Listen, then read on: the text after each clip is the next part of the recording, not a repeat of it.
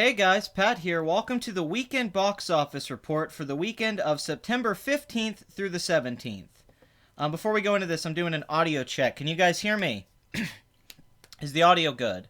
Because if the audio is not good, we're going to have to start this over. I've been having audio trouble the last couple of weeks, so sound check here. Sound check. Somebody in the chat let me know so we can start the show.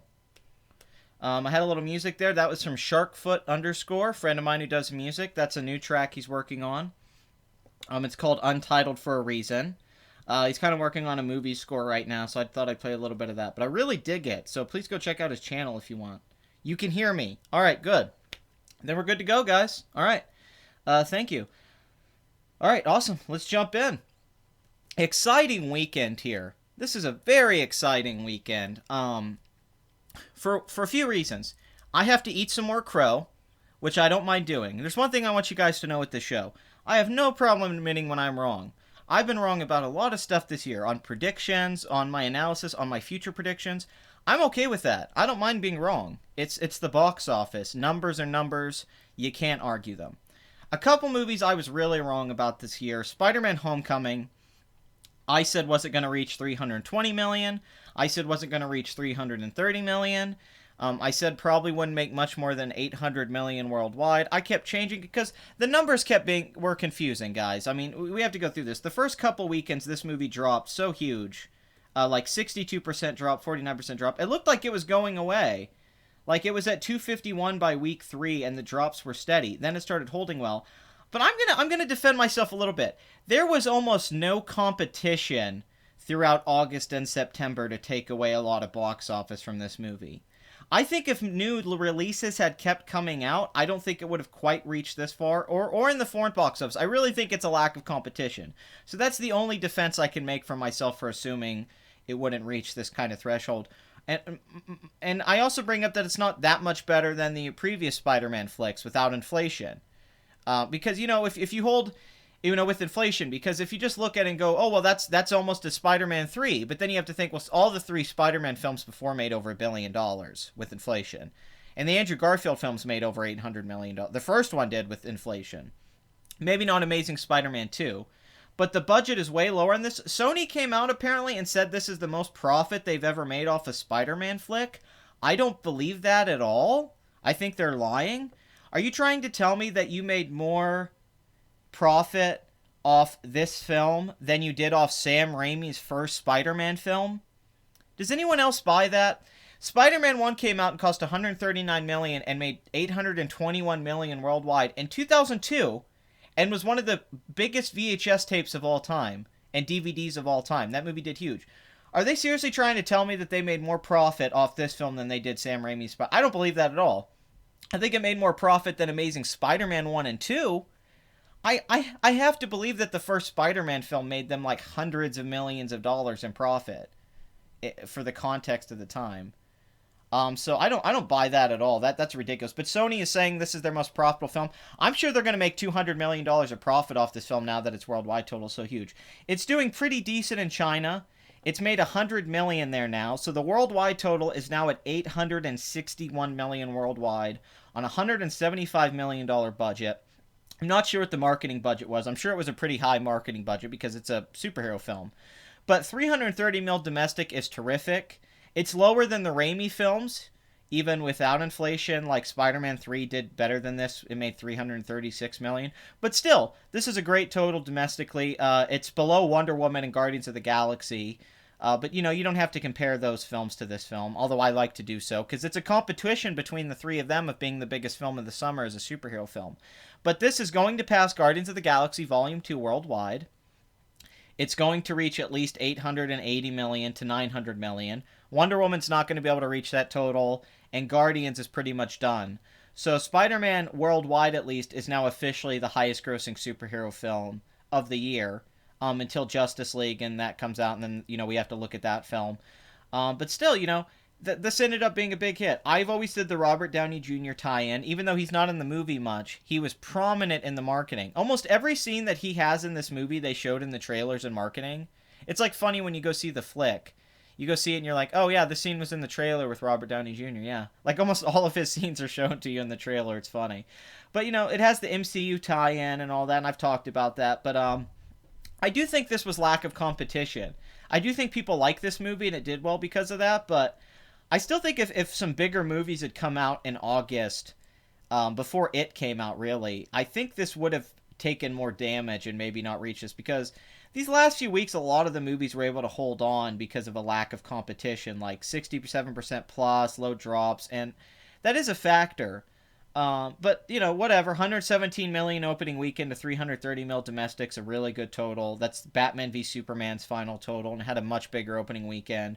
The worldwide total is going to pass Batman v Superman, which is really impressive.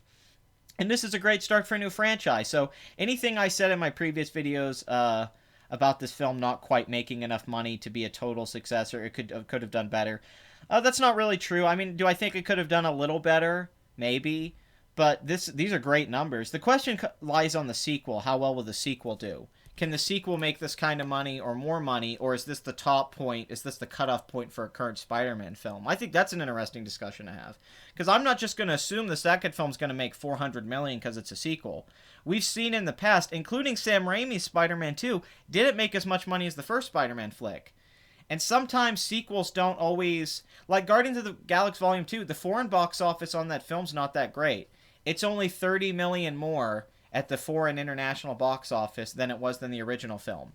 So it's always up in the air. You never know with these Marvel films which one's going to make. Like, if they don't have Tony Stark in the next film, will it open as well? Will it be as good of a movie? Will the reviews be as good? Will people be excited to see a new Spider-Man?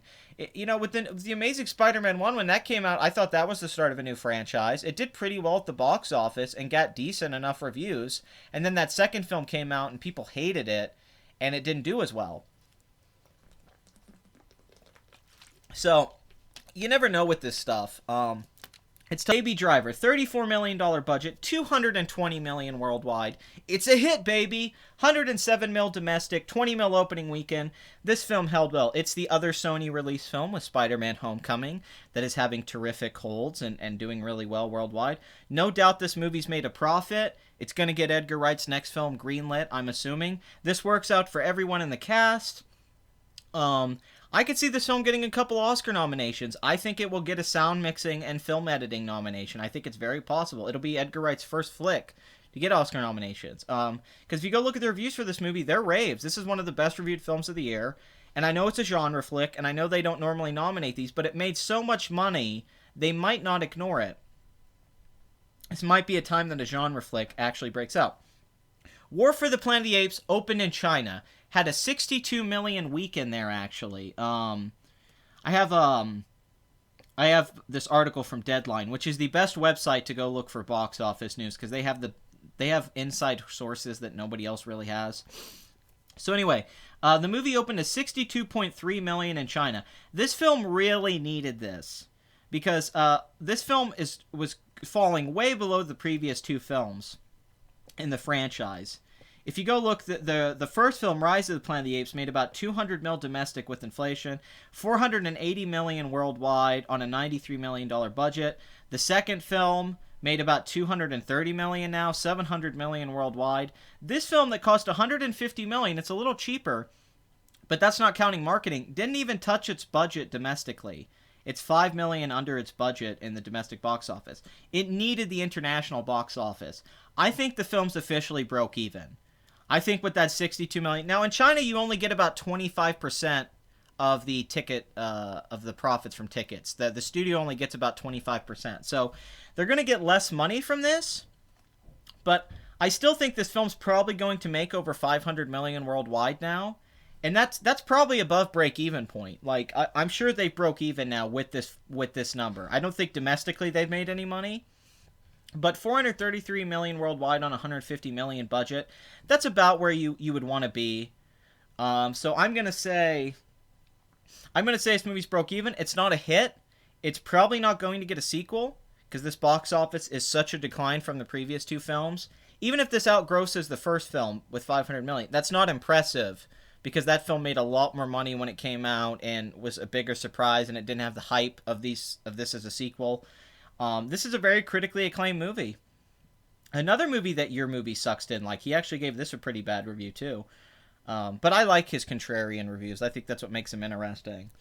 But still, 56 million opening weekend wasn't that good of an opening weekend. It held pretty well, honestly, for its opening weekend. It didn't drop that bad, but actually it kind of did. If I remember correctly, its second weekend was 62%. But still, thank God for China with this movie and Spider-Man. Really put them over the top. So this isn't a bomb. It's just a disappointment. Like, this movie's not a bomb. It's just a disappointment. There's no doubt the studio wanted to make more money than this, especially at the domestic box office. No question. That is a terrible domestic total for a movie like this. So it could get a sequel. There might be a fourth film, but I'm not sure. I don't see it. I just don't see it. I don't see where the money would go. Yeah, no, China's just saving everything. Yeah, I used to like Doug Walker too, man. Totally. But like he just kind of sucks. Like, he's really boring and not that funny, and he kind of like, I don't know, he needs to drop the whole like, I'm a comedian, I'm so funny, I'm Looney Tunes, I'm a movie god, I'm Spielberg. It's like, dude, like, you make some of the crappiest quality looking videos on this platform. He has like 1 million subscribers and his videos look like they were shot like in 2005. I have better production value, and I don't even use the stuff. I mean, it's ridiculous. It's like, Jesus, why does your stuff look cheap? He's got like a Tommy Wiseau type style or something. That's what he's going for. Okay, The Big Sick, though. Gonna bring this up. Worldwide, it made 51 million so far, so it might end up making a profit, even though they have a lot of money in this movie. They paid a lot to get this movie, and they spent a lot of money on marketing. They put like 20 mil into this marketing campaign. Huge marketing campaign that did not pay off at all, that 42 mil domestic. Very much like Detroit, Catherine Bigelow, huge marketing campaign, $30 million budget, bombed, only made 16 million. It's already out of theaters. Detroit was a total bomb. Audiences were completely unresponsive. The Big Sick's doing a little bit better, but still, it's not really a hit. I do wonder if that's going to hurt it come Oscar time, simply because people are going to kind of forget about it by the time that comes around. Girls Trip, 114 mil domestic, 132 million worldwide, $19 million budget. The film's a hit, gonna get a sequel. Great marketing, great counter programming. Dark Tower, 110 million worldwide, 60 mil budget. The marketing was probably pretty decent on this. Not even 50 mil domestic. Will not be getting a sequel. Might get a television series spinoff. That's still up in the air. We're not 100% sure. I don't think anything's official until they start filming. So let me put it that way. This didn't do well, and by comparison to its numbers, this is pretty pathetic. It doing so well just solidifies how poorly The Dark Tower was handled, because the fact that it's making so much money, it only hints at the idea that The Dark Tower could have made that kind of money had they done the same thing. So let's keep going. Alright, we're at Despicable Me 3, which I said last week passed $1 billion worldwide. Is going to be one of the most profitable films of the year. $1.014 billion worldwide on an $80 million budget. And then it's got marketing.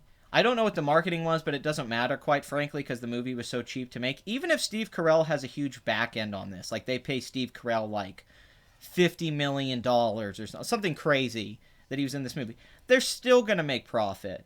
They're easily going to make $300 million plus profit off of this movie, if not more than that, like $400 million. These are insane numbers. Once again, the Despicable Me franchise has shown that it's probably the most popular animated franchise in the world, because it consistently does this. And Illumination, once again, is making way more money than the other animation studios. Like, for example, Sony, with the Emoji Movie, $50 million budget, which is actually lower, 83 mil domestic, which is terrible. If you count marketing and all that, they probably haven't broke even with the domestic numbers. 178 million worldwide. Not bad. I'm sure they've made a little profit, but compare that to a film that cost 80 million that's made $1 billion. It's not that impressive. Gotta say. Not that blown away. Cars 3, for instance, $175 million budget. Huge marketing campaign. 356 million worldwide, 152 million domestic. Not that impressive when compared to Despicable Me 3, which is a monster of a movie. Like, genuinely a monster hit of a movie that's going to be overlooked. Like, Illumination always sneaks in there with a movie, and then it ends up making like $1 billion every time. Um, so it's what it is. Okay, Logan Lucky, once again, not doing that great. 36 mil worldwide on a $29 million budget. There's no way this has made a profit yet. It's almost worth, it's not even worth talking about. Dunkirk did it this weekend. Nolan's film passed 500 million worldwide at the box office this weekend. $100 million budget after a tax rebate, a 50 million marketing campaign. 185 million worldwide. It's now past The Revenant, which is the film I've compared it to at the box office. I think it's very close to The Revenant, and the way it opened and it's held and the word of mouth been. They're like big budget blockbuster art films by big name auteur directors, and they come out and you don't know how they're going to do. Revenant was during the holidays. This is during the summer, but very close box office. This might actually pass Interstellar. Now, with inflation, Interstellar made 200 million, but originally Interstellar made 188 million, and this could pass that. This might reach like 190 now. It's possible. I don't think it'll quite get there, but I kept saying this film wasn't going to reach 180. I kept saying it wasn't going to reach 190, and not the first weekend, but the last few weekends, I was like, yeah, this film's probably going to wrap up around 180 million, which was a great total. That's a great total for a war film. Like outside of American Sniper, this is the highest-grossing war film in years by far. But it's getting up there to pass American Sniper worldwide. American Sniper had a lower budget, obviously, but 508 million worldwide, 323 million at the foreign box office. If you go and look at Nolan's box office track record, you have The Prestige that made 109 million with a $40 million budget. Not bad, not a huge hit. But then Insomnia cost 46 million, made 113 million worldwide, did pretty good. Then you have Batman Begins, which cost 150 million and only made 374 million, but it was one of the biggest DVDs of all time. They made like 200 million off that movie on DVD. Then you have Dunkirk, which is 500 million, and then with that you have Nolan now has 5 movies: The Dark Knight Rises, The Dark Knight, Inception, Interstellar, and Dunkirk. 3 of these films are pretty much his. Like Dunkirk's not original; it's based off a real event, but these are more like sold on his name, where the Batman films, a lot of that was, comic book fans and so on, but still, he has 5 movies worldwide that have made $500 million or more. So that does make him one of the biggest modern directors financially. I don't think anyone outside of Spielberg or Peter Jackson and a few other guys have numbers like that. So Christopher Nolan once again proves that he has box office prowess. Like few others out there, the marketing campaign was great. Their reviews were great. This is going to get Oscar nominations. And yeah, it's doing terrific. I mean, maybe it could have done a little better. Maybe it could have made over 200 million domestic in a different release. Maybe if it wasn't surrounded by so many different types of movies. But who cares? 500 million worldwide. There's no way they haven't made a profit off this movie with that. There's no way. It had to have made a profit. So kudos to Dunkirk. Yeah, well, we're not talking about overrated or underrated. The Dark Knight, we're talking about money here. Dark Knight made $1 billion, Can't deny it. When it made $1 billion, no superhero film had made $1 billion. It was back before back when Dark Knight made $1 billion, that was really impressive in 2008. Like, movies just didn't do that. It was rare. Like, there was only, 3 other films at the time that had done it. So when that movie did it, that was a pretty big accomplishment by Christopher Nolan. To make a film that actually passed Tim Burton's Batman at the box office. Because the argument was you would never be able to surpass Tim Burton's Batman from 89. That the box office would always be held there. Because that movie made so much money in 89. And with inflation, it's huge. But Nolan did it. Dark Knight outgrossed Batman. By far, actually. Even with inflation. It's the most profitable, highest grossing Batman film. So it's very interesting. Nolan knows how to get box office done. I think the Suspiria remake, it may not be a good movie or maybe a great film. I don't know. There's a good director making it, but it'll probably be a hit because horror films are doing great now. Like, this is the year of the horror film. I've never seen a year in recent time that's been this good for horror movies. Almost every horror film this year is huge. Split was a huge hit. Get Out was a huge hit. Annabelle Creation's a huge hit. It's one of the biggest films of the year. I mean, this has been a terrific year for horror movies. Like, if you want to make money right now, make a horror movie. That is what the market wants right now, and it's crazy. It's just doing so well right now. It's the genre. I mean, if I was making a movie, if I was at a studio, I would just start making horror films right now, one after another. Because the box office speaks for itself. Let's move up a little bit. Wind River, actually doing really well for an indie film. $11 million budget, almost 30 mil domestic. Really good box office for, you know, because if you follow this all like I do, films typically like this, these independent films with the low budget, they don't normally make like 30 mil domestic. They usually come and go after a few weekends, like Detroit did, where it was kind of like, I mean, not that it was an art indie film, but it wasn't a big budget movie. It only cost like 30 million and they released it limited. But Wind River's actually doing better than Detroit, which is crazy. So, kudos to that movie. Good box office, you know, really, for a low budget movie. Wind River. Wait, I already clicked on that one. Stupid of me. Annabelle Creation. $99 million domestic, 291. Now, this is a movie I was correct about, unlike Spider-Man. I said this film was going to pass the first film after its opening weekend, and I was correct about that. The first film made 84 mil domestic, about 90 mil with inflation, and made 256 million worldwide on a $7 million budget. Oh, guys, do you like the new artwork, by the way? I was wondering if you guys liked it. I just got that done by a buddy of mine, Pat, the video store worker. I work at the video store. Please rewind. The character model is based a little bit off me and a little bit off James Vanderbeek from Dawson's Creek, if you can see that. But I'm gonna start using that in videos from now on. That's gonna be my new artwork for my videos. But I just thought I'd throw it in here for you guys to see a little sample of it. There's different things of it. I kind of have an animation made with it, but I just want to hear your guys' opinions on it when you let me know in the chat what you guys think about it. If it's showing up for you guys, it should be. Yeah, he's in the corner over there.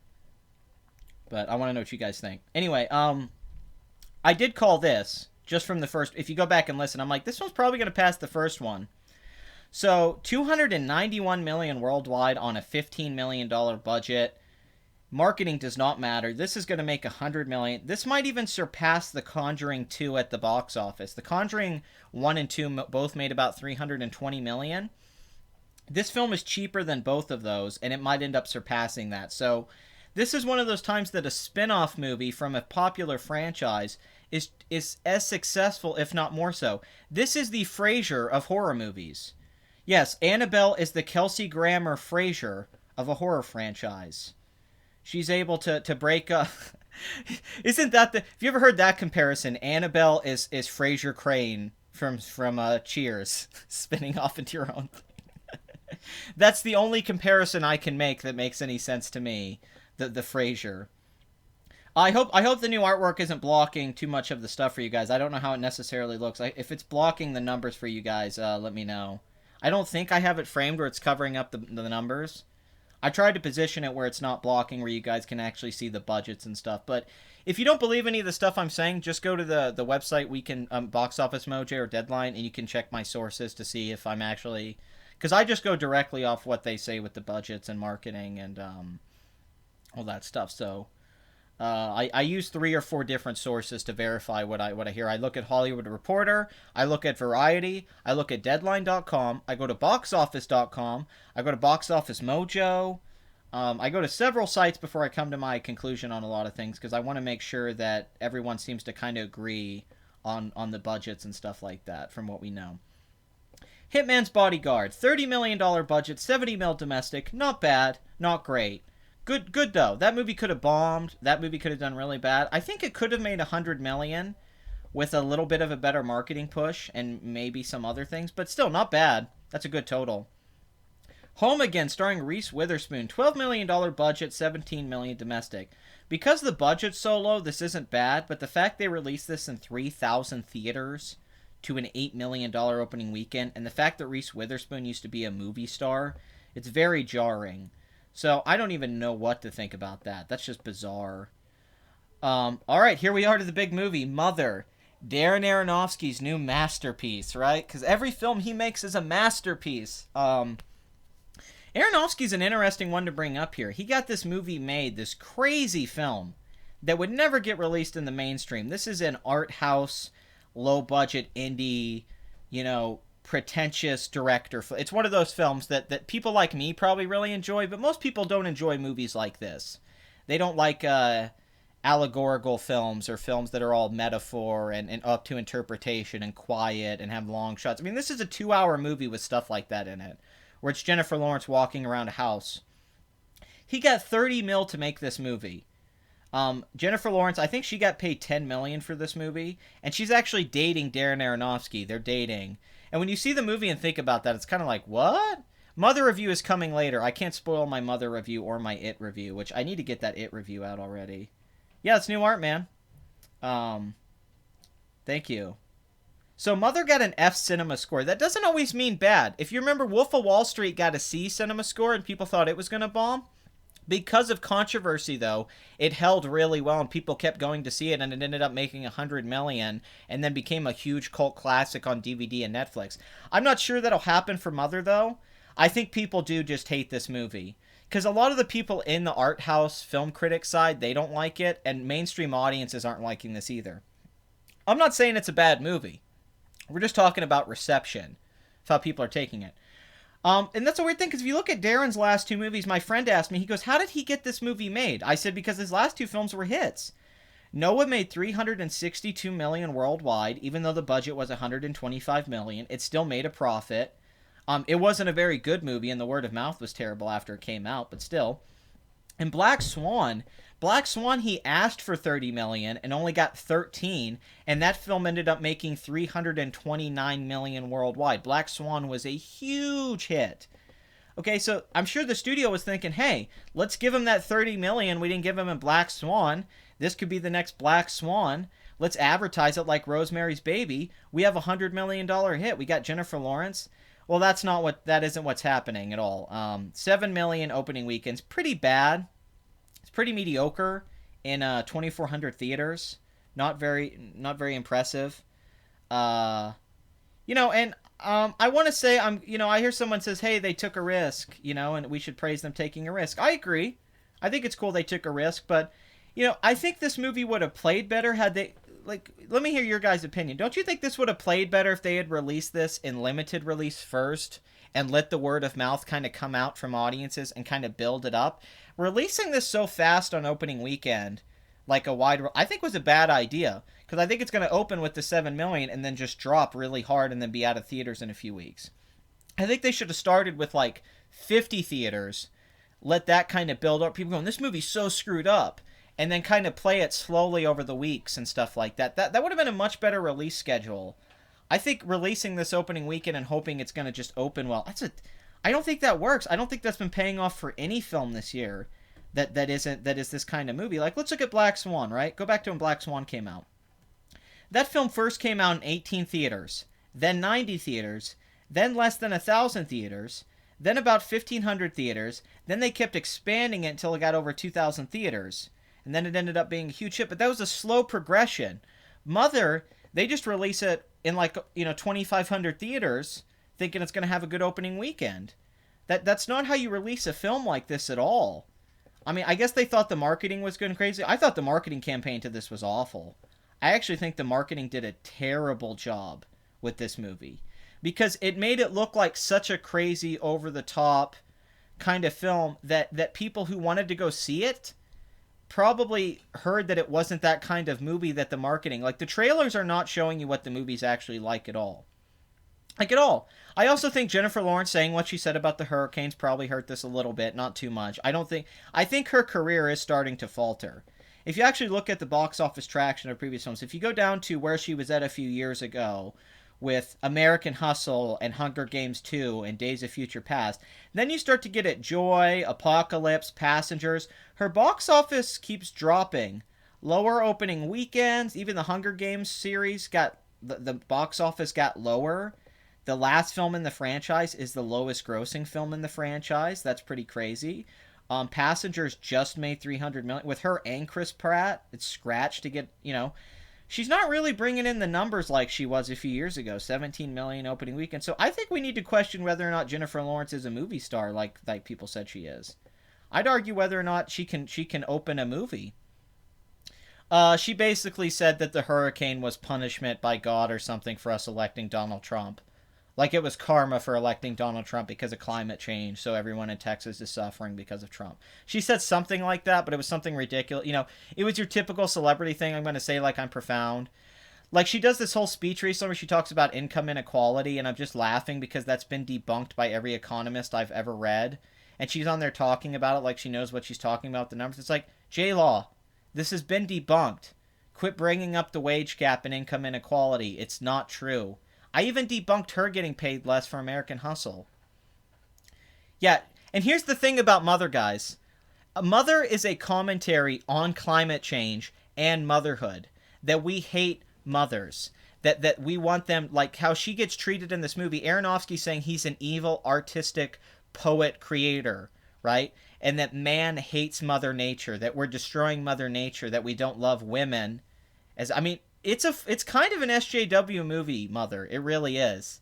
People may not say it is, but it kind of big time is. It's very much about, you know, which I'm not knocking it. You know, I'm a firm believer in climate change and clean energy and all that. I really am. I'm following science on that. That's a scientific fact. It's not conservatives versus liberals. It's a fact. Climate change is real. I don't want to even debate it with you guys because it's a fact.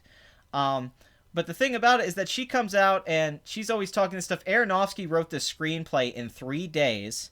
And he said he doesn't even remember where it came from. And he handed critics pamphlets for this movie to tell them that I don't even know what it means anymore. And the whole movie's got this Adam and Eve thematic stuff. It's got biblical references. It's about how we treat the planet, how we treat Mother Nature, and women. Women who spawn men and create babies and men.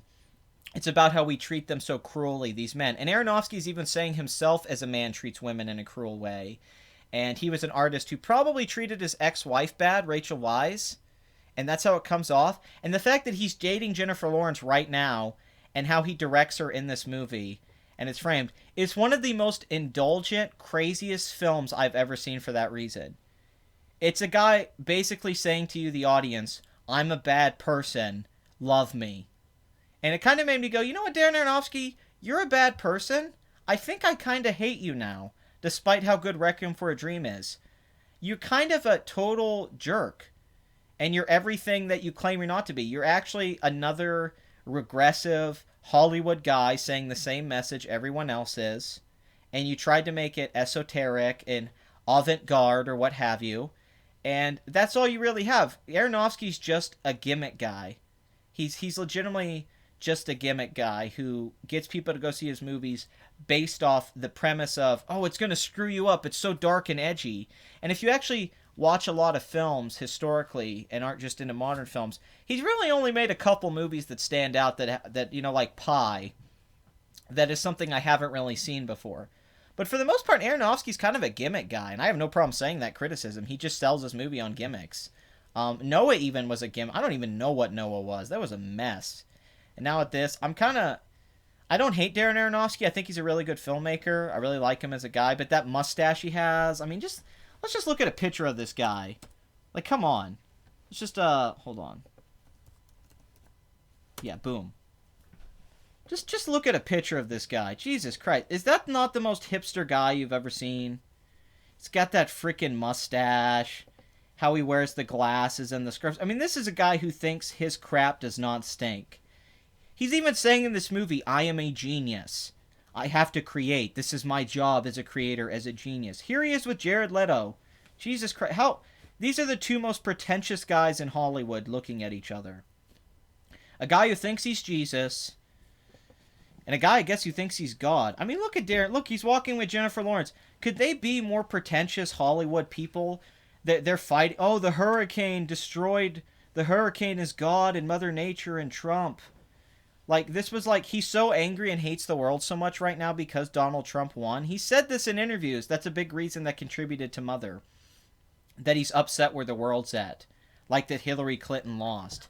This is ridiculous. Like, why is she even dating this guy? I don't get this. Is he good looking and I don't know because I'm straight? Like, he was married to Rachel Weisz, one of the hottest women in the world, who's with Daniel Craig now. And now he's dating Jennifer Lawrence, who has so much Botox in her face, she's starting to look like a cartoon character, not a human being anymore. But Jesus, God, I just hate how Darren Aronofsky looks. Like, he looks like every single thing I hate about guys who make movies and stuff. Like, I'm sure he's a really smart guy, but, like, God, even look at this photo. He's standing there with the scarf. Oh my God, and the sweater. Look how cool I am. I'm so urban and artsy. I'm real and raw. Look at me out here filming. Oh my God, yeah. Well, look, I wear glasses and stuff like that with this other chick wearing... Oh, vegetarian. Oh my God, cool. That's so cool of you, Darren. Oh, man. I shaved my head because I'm real and raw. I mean, you talk about a tryhard. I don't know anyone who loves Darren Aronofsky, including Your Movie Sucks, who gave this movie a pretty good review. He gave it 8 out of 10. I don't know how he doesn't mock this guy. It makes me question Adam. Because Adam's always making fun of people like this, and he never goes after Darren Aronofsky. Darren Aronofsky's basically a meme. Look at this guy. He's a joke. He's a parody of what an artsy director is supposed to be. I mean, it's insane. Why does this guy not get made fun of more? Like, do people generally think this guy's like a genius? Like, that he's seriously one of the great filmmakers of all time? Because, like, I don't see it. I think he made a couple good movies, and that's about it. I'm not really sold on this Darren Aronofsky crap. That's his whole thing. I'm so artsy. Like, Jesus Christ. I do think...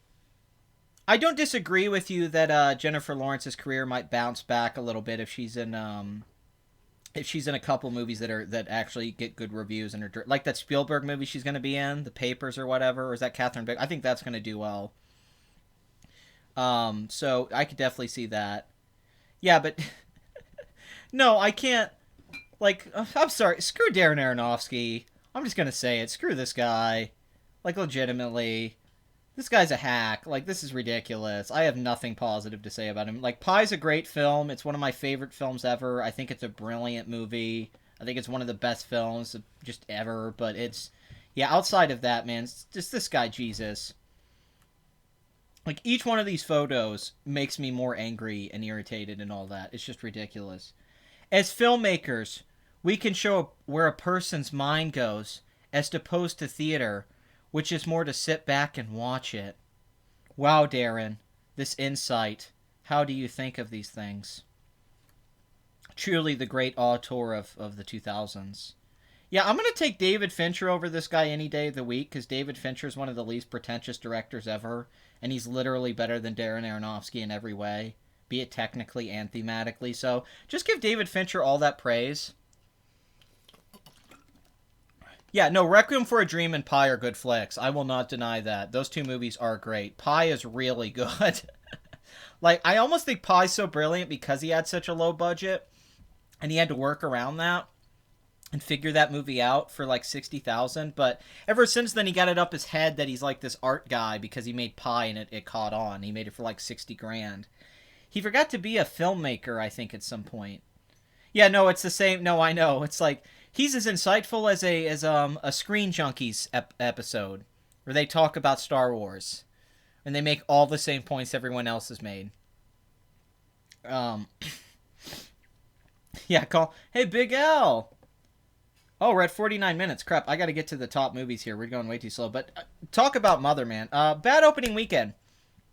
I'm not going to give this. It's no, it only cost $30 million. They spent a lot on marketing.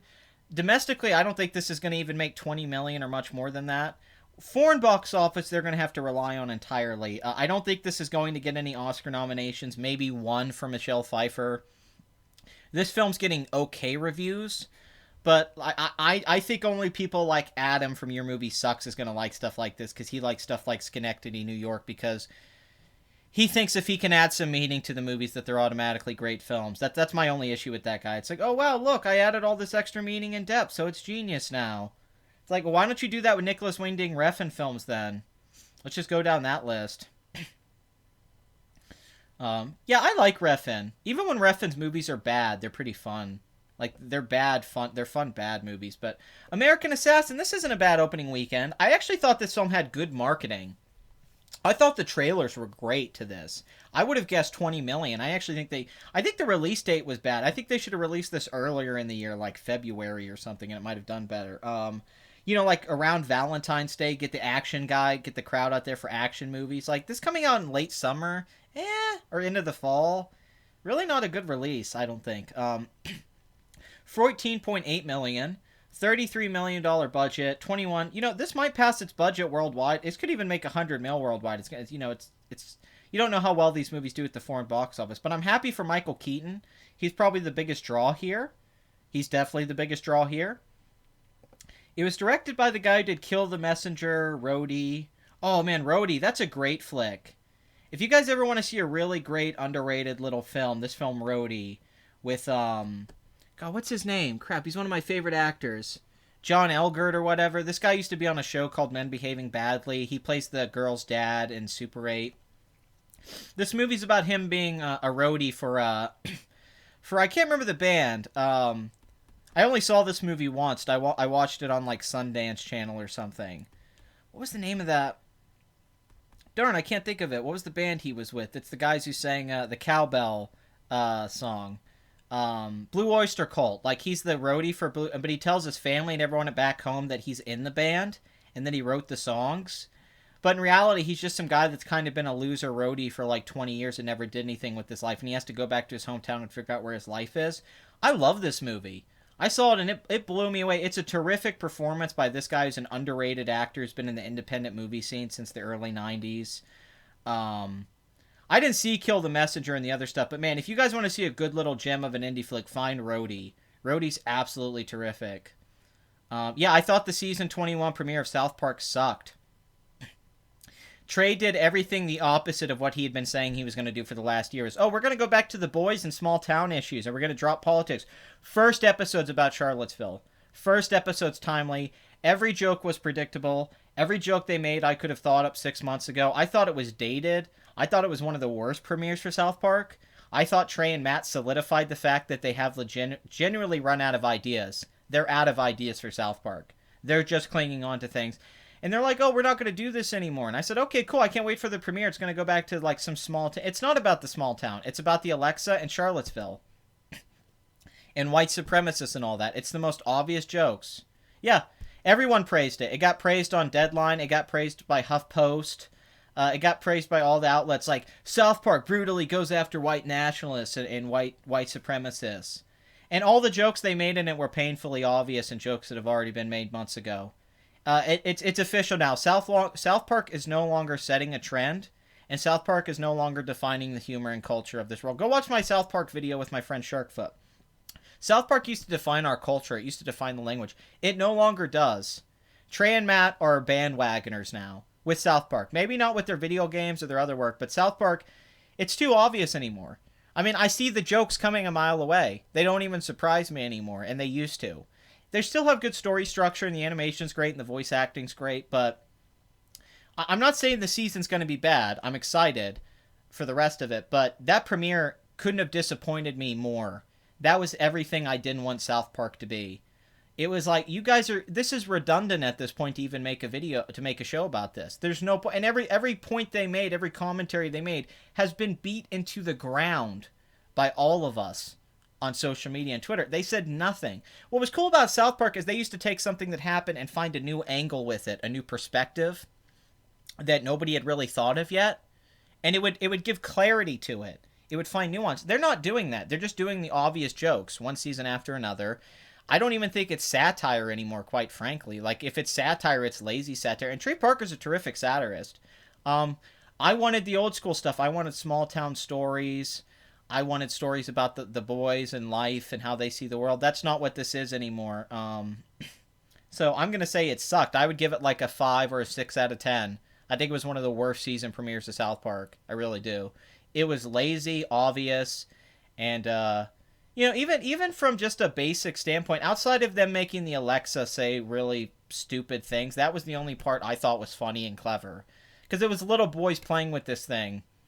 But even the message they tried to make, it's like, oh, come on. It's like, quit giving me that crap. But yeah, once again, highly recommend Rhodey if you get a chance. Okay, let's get to, you know, we're getting to the end here. Let's get to number 1, guys. Second weekend, 51% drop, which is a terrific drop for a horror movie. Most horror movies drop over 60% or even in the 70s. 51% drop. Now, for some movies, that's a little steep. Not when your opening weekend is 123 million. Last weekend, I said the It opening weekend was 117 million, which it was. But that was before the final numbers came in. It actually did much better on Sunday. It's been doing great at the weekday box office.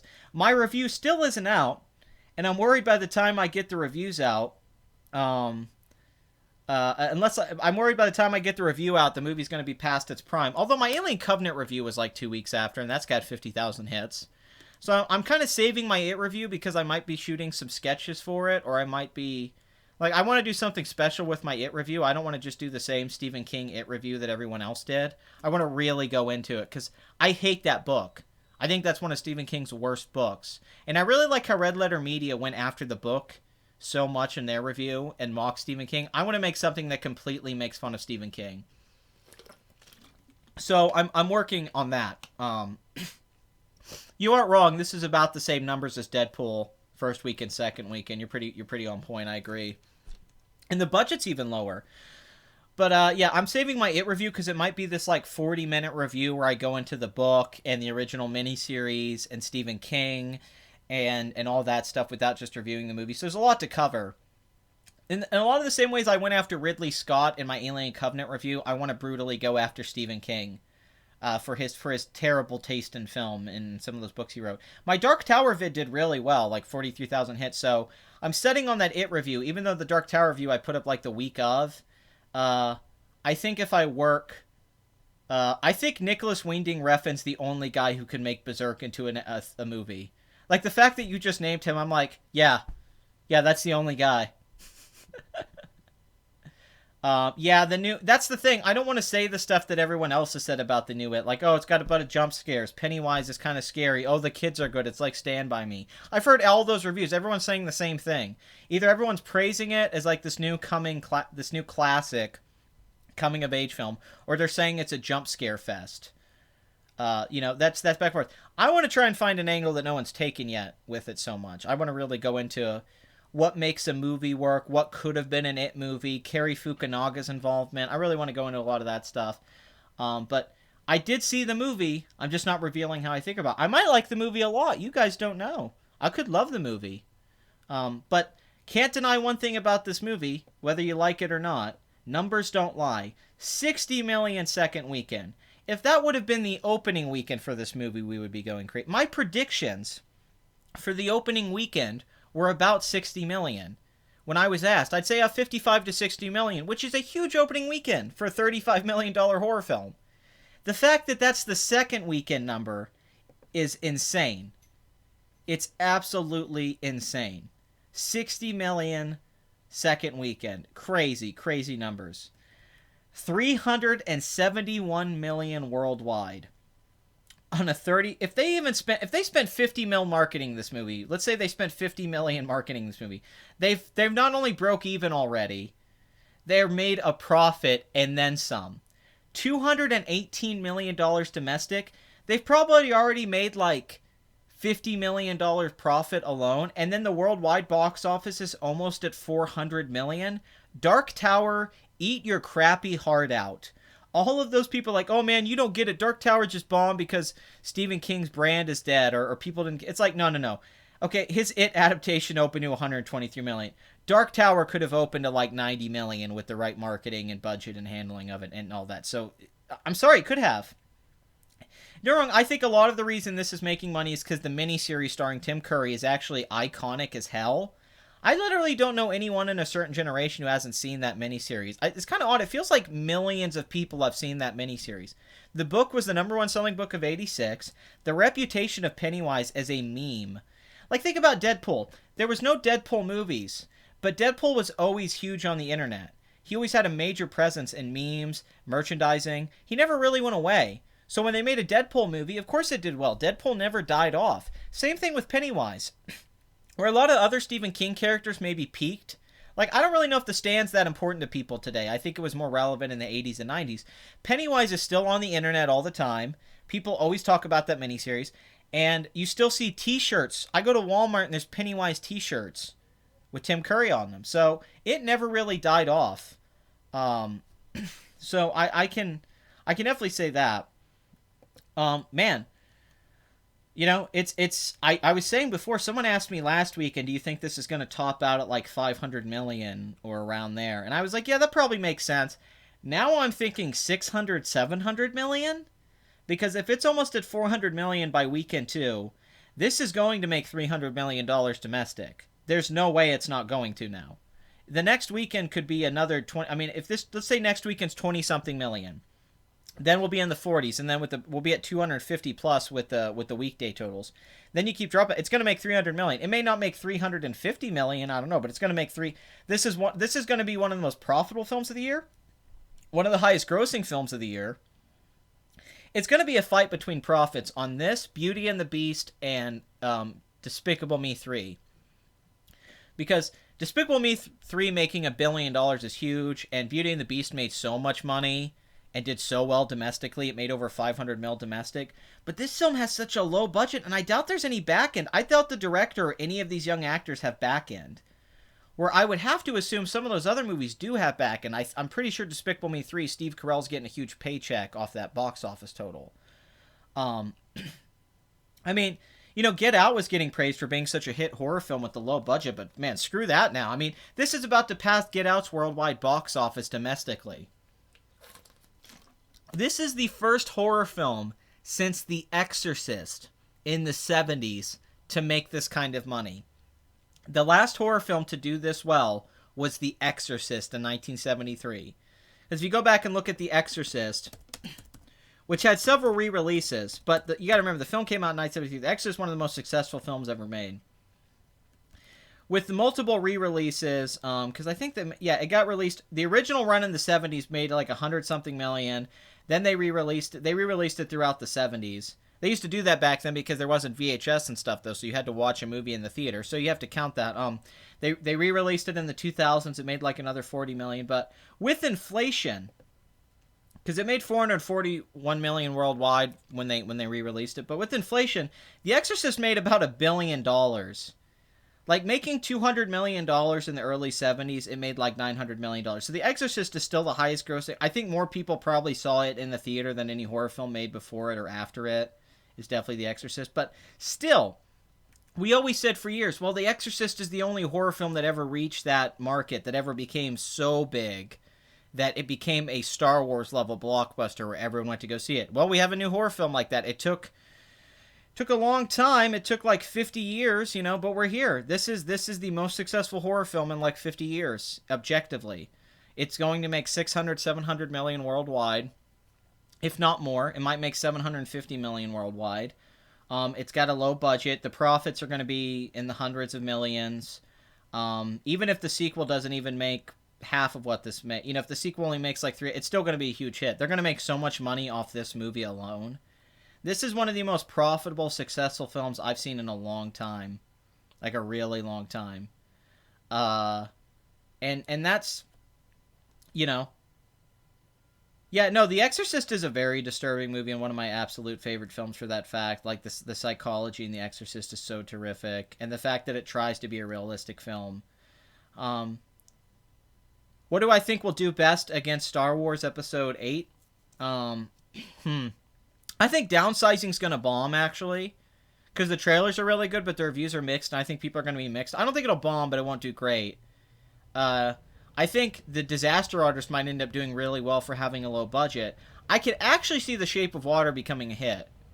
I could actually see it because the reviews are raved. Del Toro making a good movie, finally. It took him, 10 years since Pan's Labyrinth to make another good movie, in my opinion, because Hellboy 2 and Pacific Rim and all that, I think, suck, and Crimson Peak, but I'd probably say Shape of Water is going to do very well during the holidays. I think that might end up, and it only costs like $20 million. I have a weird feeling that movie's going to do really well worldwide.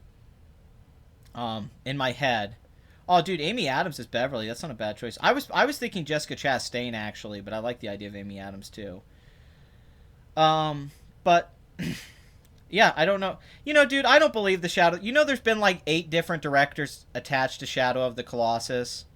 Josh Trank was going to do Shadow of the Colossus. Another director was going to do Shadow. Every time a new director has a hit movie, they're attached to Shadow of the Colossus. There's been like, I've been hearing Shadow of the Colossus news for 10 years. Like almost 10 years. It's like, hey, guess what? They're because Macross Robotech, they've always been in development. Shadow of the Colossus, Josh Trank there's been like 5 different filmmakers. They're like, he's doing Shadow. I don't think they're making a Shadow of the Colossus movie. I would love to see one, but they're not making one. That's just one of those projects they keep saying they're going to make, and they keep hiring new filmmakers, but it never gets made. You're right, they've been working on this It movie for like 10 years, too, but there's just no way. I want to see Downsizing, too. I don't know. It doesn't seem... I mean, it could be a hit movie. I don't know. It's tough to call. I really don't know. Matt Damon, you never know if his movies are going to open well or not. He's kind of like... Sometimes his movies are huge hits, like The Martian. Other times they're not. Yeah, but it wasn't just Trank. There was other directors attached. Like, I remember they named several directors attached to Shadow of the Colossus. Like, throughout the years, they've been saying, this guy's doing it now. It's like, I mean, no, they're not. They're not doing that movie. Also, this guy, honestly, like, he's kind of a bad choice, really. Like, there's only, like, maybe 3 or 4 directors who could properly direct that and make it work for how little story it has. They're never good because video games don't have plots. That's what I want to say. People who think video games could just be made into great movies don't realize why a video game works as a video game. It's because you're playing it. It's a video game. You're playing it. And then people go, what about The Last of Us and Bioshock? Those are very generic movie plots if you put them into a movie. They're campy and very B-filmish. Yeah, Shadow of the Colossus would totally be a bomb. Unless they pulled it off as some kind of Avatar-type film where the special effects are so amazing and everyone has to go see it. I could see that, like Shadow of the Colossus being this. But you need like a James Cameron-type guy to pull that off. You need a big director who can make like a $200 million huge movie like that. Like, I think Shadow of the Colossus could be a blockbuster film if it was done right. I do think you can make like a silent film that's a blockbuster like that with spectacle. I really do. I think there's an audience for it. It would just have to be made exactly right. Like, I think it could do just as well as something like Gravity if you did it right. It would have to be like perfect visually, though. Like, Matt Reeves is a better choice, honestly, for what he does with those Apes movies. Imagine his... Because the thing about the Colossi, they should be mocap. All the Colossi should be mocap by actors. And then they should do that like Weta, and it would look terrific. The Colossi would look terrific with Weta effects and this mocap stuff, and it would really add to the scale of it. I would like to see a kid run up a sword and fight something big in a movie. That would be cool. But it was more fun to play in a video game. Video games are fun because they're games. Like, 70% of the time you're playing a video game, you're playing the game. The plot's there to drive the video game, the gameplay forward, and the character that you're playing forward. If you actually watched a lot of video games as 2-hour films, they're okay, they're decent, but they're not a movie. It's a different art form. The fact that people think it's so easy to transfer a video game story into a movie don't get what a video game is. It's like video games are hours long and have so many variables and things going on. I agree. I think Rodriguez will screw that up. I totally agree. I think you're 100% on point. I think Battle Angel is a bomb now because Rodriguez is doing it. Yeah, exactly. Weta doing the effects for Colossi and make it a silent film, basically. Like, the lead character doesn't talk. You just jump right in and you have him go fight these things. I think it could be one of those films that, like, would be a big hit, like could make $1 billion if you made the spectacle work, if it was a visually told film. It was all told by visual storytelling. But I don't think many directors could do that, and I certainly don't think the guy who directed this movie could pull that off. That just makes no sense to me. He's kind of an odd choice, to say the least. Yeah, leave video games alone. Video games are video games. It's like when they tried to do Watchmen. Watchmen's a comic book. It's written to be a comic book. It's commenting on comic books. The characters only really work in the context of reading a comic book and knowing comic books. They don't work as movie characters. The dialogue doesn't work in a movie. The movie should have been a commentary on superhero films. Instead, it tried to be the comic book, which Alan Moore did exclusively for comics. It's such a comics comic. It's all about all of the tropes of comic books and the Silver Age and all these things we know. You can't just easily adapt that. Yeah, I don't think those Avatar sequels are ever coming out either. I think we might get one of them. I don't think he's going to make like 3, 4, 5 like he's talking about. I think we might get one Avatar sequel at some point because I think he's put a lot of time into it and he probably has something. But yeah, I'm kind of like tired of James Cameron pulling me around with Avatar. Like, why didn't he just stop that and make Battle Angel? I wanted to see Battle Angel. Man, who cares if James Cameron's producing? He's produced a bunch of crap. Didn't he produce that cave diving movie? You know, where they cave dived and all that crap that was in 3D? And didn't he come on and recommend Terminator Genesis and say it was the best film since Terminator 2? I'm starting to think James Cameron says stuff if you give him money. Like, I'm really starting to think James Cameron's like, you know what, if you give me money, I'll come out and say this is good. I don't care. Man, James Cameron's been wanting to make Battle Angel for like 20 years. And I would love to see him do that comic. That's one of my favorite mangas. And I would love to see him do it. It's so upsetting. Nobody wants a frickin' sequel to Avatar. Everybody would want a Battle Angel movie. That's what Watchmen should have been as a movie. That's why Zack Snyder sucks. Watchmen should have been a comedy or a commentary talking about like Tim Burton's Batman, right? Or like Batman Returns. That's what it should have been. The way that Alan Moore's looking back on the Silver Age, Zack Snyder should have approached Watchmen like looking back at old superhero films, commenting on the genre. He doesn't do that, so all the thematic points don't make any sense. They only work in the like all the dialogue and stuff they say makes no sense in the movie. It literally makes no sense. They're throwing out these references and things. It's like, you know, that really has no ground in a film. Ozymandias as a character and his plan makes no sense in the movie context because he's basically a play on Lex Luthor and Batman, and he actually does pull off his plan at the end. And that's not really what the movie pulls off at all. The movie changes that because they know they can't do that. And Rorschach's basically the Question. He's basically just the Question. Dr. Manhattan's a commentary on Superman. None of that comes across in the movie at all. Like, it's pretty poorly thought out. Zack Snyder just thinks if he keeps the plot and the dialogue and shoots it all shot for shot, he has a movie. But he doesn't get what makes Watchmen a good. It's not just dialogue and plot and characters. It's what's going on under the surface and why everything's chosen the way it is. Why Dr. Manhattan's important in the movie. It's like Zack Snyder just saw the surface level stuff of Dr. Manhattan and he didn't actually get why Dr. Manhattan's an interesting character. It's like he only got the surface level of Rorschach. He didn't really get why Rorschach's a really interesting. I mean, he doesn't get it. Quite frankly, he totally misunderstood the comic, and he shows that with all of his adaptations. Except for 300, because that's Frank Miller, and he's perfect for Frank Miller. I'm saving my opinions on it for my review. Man, there's a lot of people that would have been better for a Watchmen movie. Zack Snyder was legitimately one of the worst choices they could have made. Like, visually it's fine, but man, what a terrible guy to pick to make that. Like, you really need the right filmmaker to get the themes right. Zack Snyder's a terrible thematic filmmaker. He's one of the worst. He's absolutely one of the worst out there.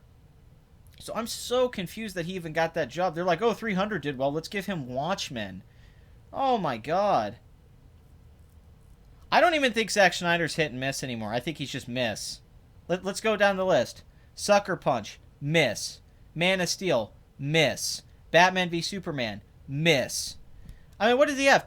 2 good movies? Dawn of the Dead and the Owl movie? And 300's okay? But, Watchmen's ridiculously corny. Oh my god, it's so cornball.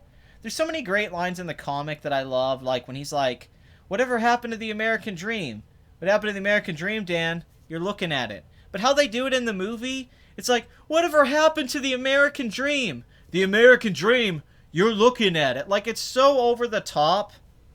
It's ridiculous. Like, I don't think Zack Snyder needs to work on anything. I think that he needs to go away. I think DC's made it very good that he's gone away. I think Joss Whedon's going to take over the franchise and Patty Jenkins. I don't think we're going to see another Zack Snyder movie. It's a tragedy that his daughter committed suicide and he stepped off, but I think that was kind of going to happen anyway. I think Zack Snyder's going bye-bye. He might be able to stay on as a producer and a creative guy, which he belongs. He's probably a really good guy coming up with storyboards for action scenes and some shot ideas and stuff like that. He's a very visual guy. He's just a terrible storyteller. Yeah, that's the thing. Yeah, Man of Steel was basically Dragon Ball Z. That's what he's suited for, is Dragon Ball Z and 300. He's only suited, like, Dawn of the Dead was a fluke. James Gunn's script was like 70% of why that movie was good. I just assume it was a fluke now. Because at the time I thought, man, Zack Snyder's a really good director. I was just wrong. Yeah, no, he's going away. Warner Brothers screwed up profoundly by even hiring him. Let me ask you this. You're running a studio that's worth billions of dollars. Let me ask all of you this in the chat, right? You have to reboot Superman and start your own cinematic universe. You get the guy that just came off Sucker Punch, one of the worst reviewed films in years, and then the guy who did Watchmen, which got pretty mixed reviews and was a major bomb, and then the guy who did this Owl movie that got mixed reviews and didn't do that great. Like, he really only has 2 hit movies, and neither one of them represent a guy who should direct Superman. You don't watch 300 and Dawn of the Dead and go, you know what, this guy's perfect for Superman. I want to see his take on Superman. How did this even happen? Like, how did we get to a point where Warner Brothers thought Zack Snyder was worth investing in?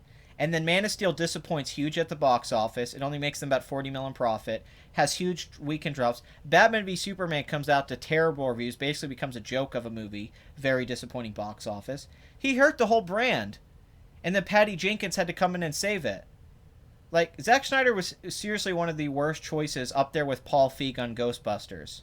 I have no idea how any producer with half a brain could have thought, you know what, let's do Zack Snyder's Superman. So there were so many directors you could have got for Superman. Brad Bird would have been a great director to get on a Superman. You know, he would have been absolutely... The way he does the tone for Incredibles.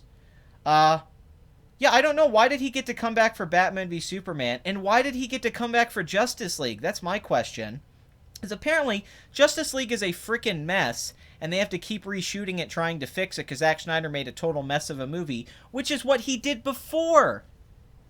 Like, how does this keep happening?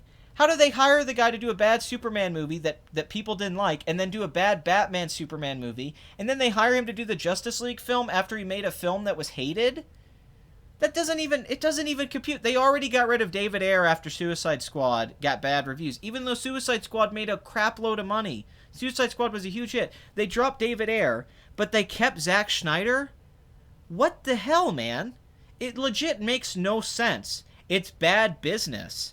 They've spent way more money than they needed to, and we don't know what Justice League's going to do. Like, what is wrong with them? Like, it's like now they're finally hiring good directors. Joss Whedon, Joss Whedon makes sense to work on an Avengers flick. Even if you don't like him, that makes sense. Lord and Miller doing The Flash, that makes sense. Patty Jenkins doing Wonder Woman. Well, that's really bad executives. That's awful executives if they're friends with the guy and they give him work and let their movies bomb. That's the worst way to run a business. That's like owning a bar and you have a bunch of frat bros, buddies of yours from college that come in every night and drink all the alcohol all the time, and it hurts your profits in your bar, and you let them come in every night and drink for free and eat for free, and they put up $100 tabs and they don't pay. But hey, they're my buddies. You know, your employee goes, hey, you know, we lost money. You can't keep giving your friends free drinks. They come in here all night and drink for free. They're taking up all our booze. Yeah, but they're my friends. That's the equivalence of this. Like, oh, hey, Zack Snyder, why do you keep hiring that guy? He sucks. Well, he's a friend of mine. You know, I like him. His wife, he's a cool guy. Yeah, but our movies keep doing bad. Don't you want them to do well so we can make money? No. Zack's a cool guy. Come on. He's my friend. It's like, that's not how you run a business. These are executives. Your personal feelings aren't supposed to weigh in. They gave Zack the shot with Man of Steel. He blew it. And then they went to the next movie. He blew it. And then they gave him another movie. They gave him 3 flagship films. Even the worst stuff in Wonder Woman, the Ares fight at the end and all that crap, feels so Zack Snyder. The stuff in the third act. And then you see his name in the screenplay and you're like, oh, executive producer. You're like, Zack did all this. Hollywood's very incestuous in that way. Like nepotism too. Like, it's all in family. Joss Whedon had a famous father, grew up in Hollywood. Everyone knew him. J.J. Abrams, famous parents, grew up in the business. Max Landis is now doing a remake of American Werewolf in London, his father's own movie. I mean, if you actually go down the list, almost every filmmaker or someone who's famous, most of them, they grew up with some kind of connection. It's not talent.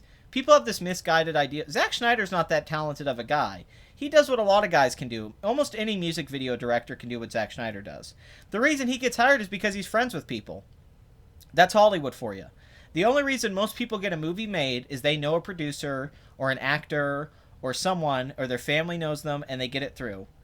It has... Yeah, the Ares fight feels totally Zack Snyder. Like, you have this whole middle section that feels like Patty Jenkins made a movie and then Zack Snyder threw in this crappy final act. It brought me back to Doomsday. But really, this is the problem with Hollywood. This is why they don't make good movies. See, back in the day, there was the director's film. There was the auteurs. Stanley Kubrick wasn't liked by Hollywood. He would fight with the studio, but he made his own movie. He made his own movies. He basically adapted books that people said were unadaptable, and he turned them into hits. Clockwork Orange was a hit. 2001 was a hit. One of his only bombs was Barry Lyndon. Even Full Metal Jacket did really well. And Kubrick was always fighting with the studio. All the time. No, and I hate that Max Landis' whole excuse was, well, I don't care, I just want to remake my dad's movie. He's always talking about original films and how they don't do original projects and it's all IP and stuff. And then he comes out to do a remake of his dad's, like, one of his dad's best movies. That's so... Oh, it bothers me. It bothers me so much. It's like the most narcissistic project in recent time. Well, never mind Mother by Aronofsky. But if you go down the list, that happened at some point that Hollywood became all about this in-group party thing. And what movies used to be was there was outsiders to the industry. I talked about this with my friend the other day. The best directors in the world are not LA-based. Think about it. None of the guys who were the great, like, there's a few, but most of the best directors in the world are foreign directors, and most of the great directors throughout history came from New York, France, Italy, different parts of the country. LA's real. There's a few, but if you look at it, the LA directors kind of suck. I really don't like LA filmmakers as much as I like New York film. I much prefer Martin Scorsese and Woody Allen and those guys and their kind of filmmaking. And those filmmakers, you know, like even Christopher Nolan, he's from Chicago. He lived in the UK and broke to Chicago. He's not from LA. A lot of these guys aren't LA guys that break out because they don't have that nepotism. They didn't just grow up around Hollywood, knowing all these producers. Zack Snyder's a product of the industry. He's a reflection of the industry, everything that's wrong with it. That people like him can even get work. That's the thing. Peter Jackson started off making indie films, and he's from New Zealand, and then he ended up doing a blockbuster. The best filmmakers are the ones who aren't caught up in the whole LA Hollywood thing. I mean, most of them. Most of the best movies that come out, you know, you get a Spike Jonze or a David Fincher, they're LA guys. But for the most part, they're generic Hollywood directors. It's the guys who aren't caught up in that stuff that come out and have something to say, because they have a different life perspective. I think David Fincher is LA, I'm pretty sure. Because he was working on Return of the Jedi back in the 80s. So I'm 90% sure David Fincher's an LA guy, and he feels like an LA guy. But he's like one of the rare exceptions. Like, there's only a few. Because I think most of the great filmmakers today, if you look at them, they're not from there. They're from other parts of the country or from other countries in general. And you know, it's a sign. It's a sign that they're caught up in that bubble of LA. They think about it only one way. They think about Hollywood in one way. And there was a point somewhere in the 80s to the 90s that directors became less auteurs and controlling the films, and producers really started to take over, and committees and test screenings and multiple people writing screenplays. It used to be like one guy wrote a screenplay, or one or two guys wrote a screenplay, and then they just shot the screenplay. Now they have like 6 or 7 different writers on a script, and it keeps changing. They'll change directors. They'll do reshoots now. They do so many reshoots now. That means they don't have a finished movie. They're constantly doing reshoots. You know, it used to be you had a script and you shot that movie and that was done. You know, it's not the same world anymore. There's so many cooks in the kitchen for every movie now. There's so many people working on the scripts. There's so many people handling the budget. There's so many people telling the director what to do that they just care about opening weekends now. They care about getting that opening weekend money. They forget that if you make a great film that has good word of mouth, it holds on for years, right? The films that always make the most money aren't films that were always a hit when they first came out. It's the films that stay a hit movie 20 years later. People still watch Caddyshack. People still watch Vacation. People still watch Ghostbusters. People still watch Beverly Hills Cop. People still watch Star Wars. People still watch Raiders. That's the thing. Those movies get played on TV, DVD. People don't, people hold on to those flicks. People still go buy, like, Fight Club, even though it bombed when it came out. People still go buy new versions of that movie. They can keep re-releasing it. Blade Runner.